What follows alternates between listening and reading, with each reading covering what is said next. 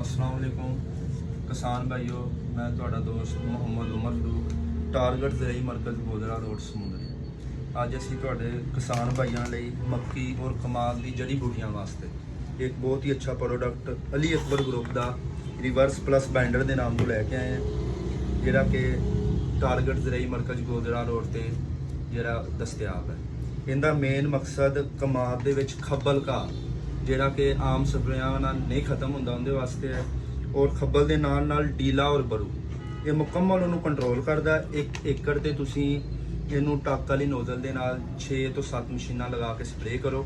ਉਹਦੇ ਤੋਂ ਇਲਾਵਾ ਤੁਸੀਂ ਇਹ ਮੱਕੀ ਤੇ 2 ਏਕੜ ਤੇ ਵੀ ਇਸਤੇਮਾਲ ਕਰ ਸਕਦੇ ਹੋ। 2 ਏਕੜ ਤੇ ਇਸਤੇਮਾਲ ਕਰੋ ਮੱਕੀ ਤੇ ਔਰ ਕਮਾਦ ਦੇ 1 ਏਕੜ ਤੇ।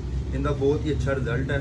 ਇਹ ਸਮੁੰਦਰੀ ਟਾਰਗੇਟ ਜ਼ਰਾਈ ਮਰਕਜ਼ ਔਰ ਜਿਸ਼ਾਨ ਸਪਰੇ ਸੈਂਟਰ ਬਿਲ ਮੁਕਾਬਲ DSP ਦਫ਼ਤਰ ਅਵੇਲੇਬਲ ਹੈ। ਤੇ ਉਹਦੇ ਤੋਂ ਇਲਾਵਾ ਸਕਰੀਨ ਤੇ ਸਾਡਾ ਨੰਬਰ ਵੀ ਚੱਲ ਰਿਹਾ। ਅਗਰ ਕਿਸੇ ਭਾਈ ਨੇ ਆਨਲਾਈਨ ਲੈਣਾ ਹੈ ਤਾਂ ਇਸ ਨੰਬਰ ਤੇ ਰਾਬਤਾ ਵੀ ਕਰ ਸਕਦੇ। ਸ਼ੁਕਰੀਆ।